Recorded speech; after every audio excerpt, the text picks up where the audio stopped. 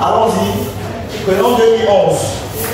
La première question que vous posez, 2011 c'est 7 fois combien plus combien? Pour le savoir, on fait 2011 divisé par 7 d'abord. Ça donne quoi? 2011 divisé par 7 d'abord. Voilà. 287. Voilà. Fait donc 7 fois 287. Vous faites donc 7 fois 297. 2009, qui c'est dans 2, non? Alors, dès que je peux écrire ça, ça c'est la première leçon. Dès que je peux écrire ça, je me viens en bas, il dit que donc, ça c'est comme là.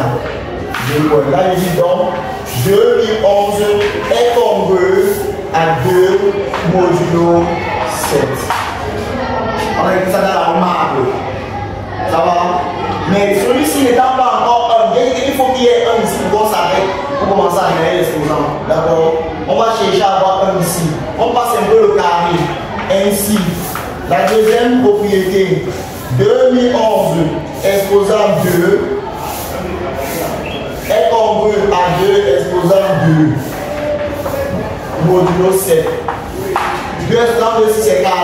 Ce n'est pas encore 1. Mais ça reste le fait qu'il est bel et bien entre 0 et citron petit que valable celui de 7. D'accord? On continue.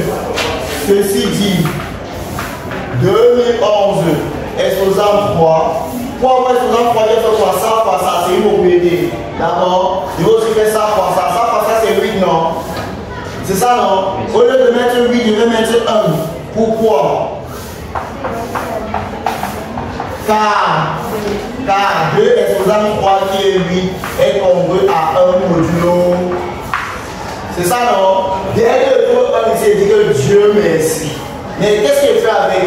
Je m'intéresse maintenant à cet exposant. Parce que ce que je veux, l'exposant, c'est plutôt ça. Je vais donc écrire 2012 en fonction de 3. D'accord?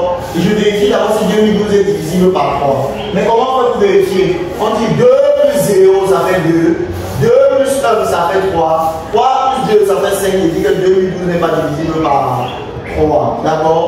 C'est pas forcément lui. Mais vous pouvez utiliser la calculation pour voir. 2012, c'est combien fois combien plus combien? 3 fois point, plus point. Pour remplacer. C'est 3 fois combien? 670. Voilà, 670. Plus combien? Voilà, 3 fois 670 donne combien? 2010. C'est ça, non? Apparemment, 2010 c'est divisé par 3. 2 plus 1, c'est 3, non? Donc plus 2, c'est bon? Maintenant, je prends le résultat que je veux avoir. Ou alors, je pars ici, je porte ça tous ces exposants 2011. Je n'en porte, on porte tous ces exposants 2011.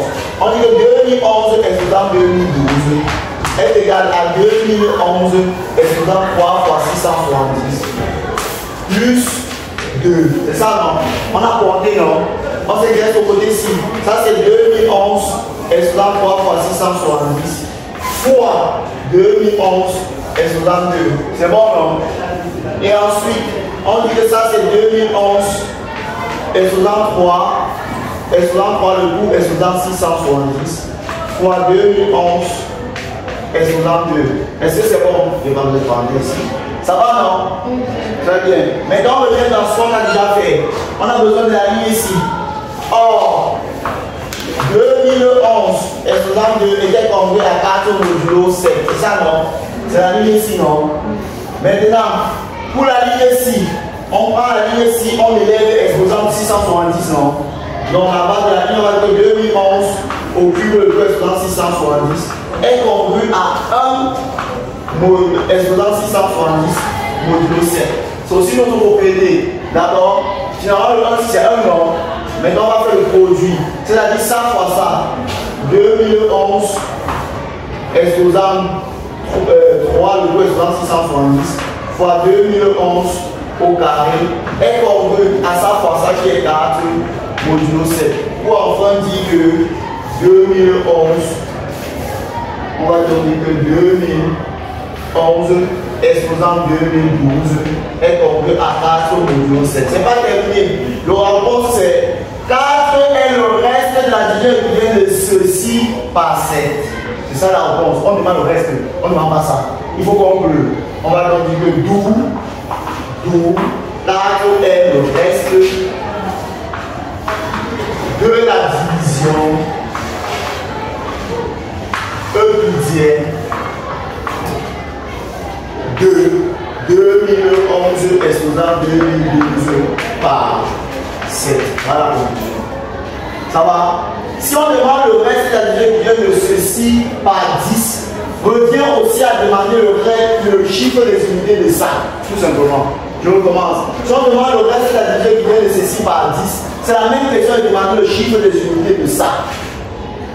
J'espère qu'on se comprend. Ok.